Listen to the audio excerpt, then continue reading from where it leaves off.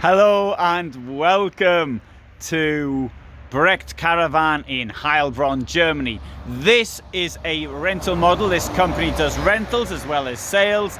This is a Carado T7337 and let's have a look at it right now. Now look at that, it's a big gap up there. Shall I jump up or shall I pull down the double step? You can see the see what I'm doing. If I press that there, and let's see the step come out. There you go, steps out. And as there's a main road here, we'll close the door. This one's on a Fiat automatic basis. Large table, kitchen here, German layout at the back. By the way, as I'm going off memory for a lot of the things, there will be more information in the description. So you might want to have a look at that if you want to know more about it. These rental models do come onto the market, and if anybody was considering a purchase of a vehicle, I would suggest you did look at that, because whereas the renters themselves may smash the things up because they don't really know how anything works, the people who do the renting, they have the benefit of knowing how to fix them, so it should be okay. Carrado makes a pretty good choice in my opinion. The reason I think it makes a good choice of a vehicle is because it's part of the Hymer Group, and as such the parts are relatively easy to come by, and there's enough people who know how they work. Okay, you saw the storage at the back. At the sides we've got these ledges.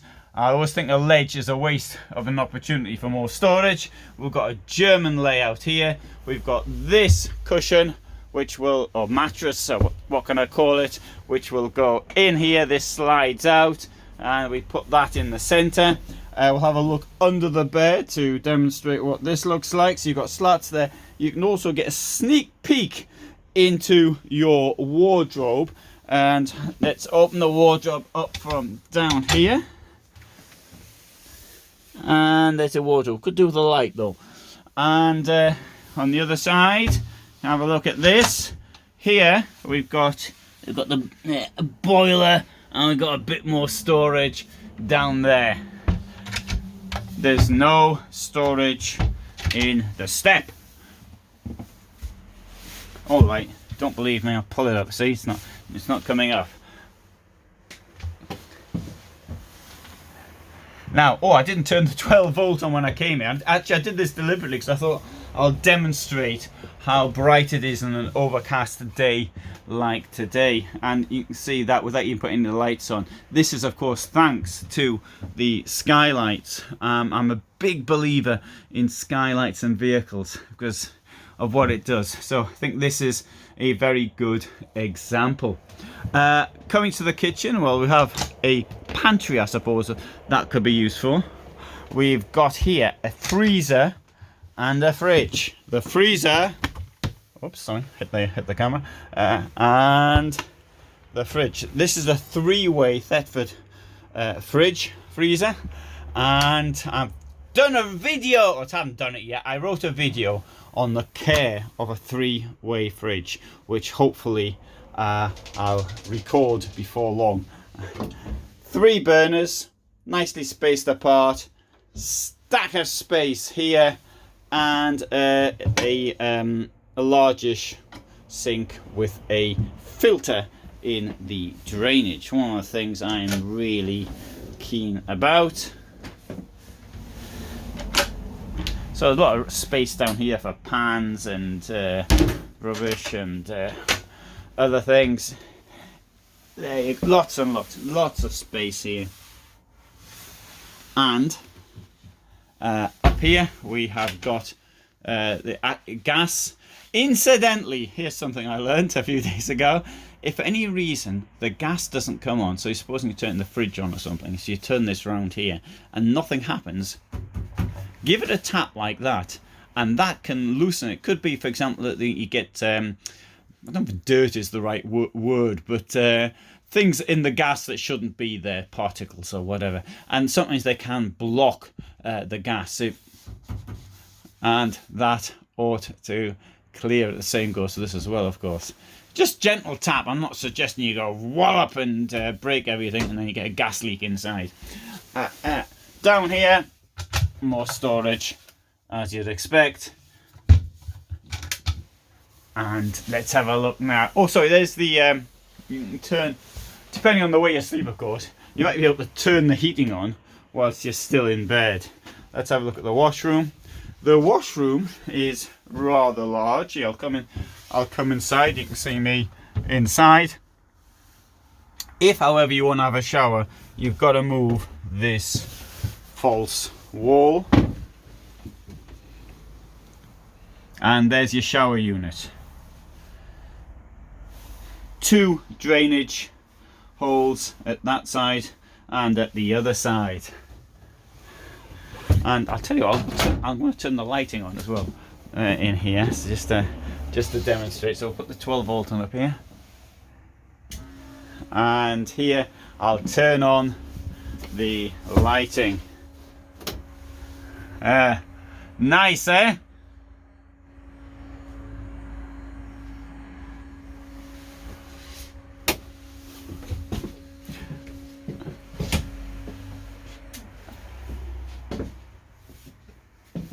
Forward facing bench, you've got I think there's 4, but it'll be in the description, I hope, how many shore power plugs you've got. A Fiat automatic, seats turn round. Having an automatic gearbox will add around €3,600 approximately to the purchase price. I do appreciate that most people want an automatic gearbox, even if I don't. A little feature of Carado, this light will come on. Actually, some Hymer vans as well now. This is off, right? So 12 volt is off, and this light will come on. Though it does make sense, I think, to have this light on as you're leaving. You walk out and you can see what you're doing. So I'll just turn that one out. Nice big chunky door. There's no window in it, but you could get that if you wanted to. There is, however, mosquito screen here. Not much use when the door is closed, of course, but when the door is open, that's a pretty good thing. I'll just demonstrate also. Roller blinds. I have just done a video on roller blind care and how to stop your windows from getting damaged by heat buildup when it is like that. Heat builds up and this can either scratch or even buckle the window, and in the video I've done, I've given some examples.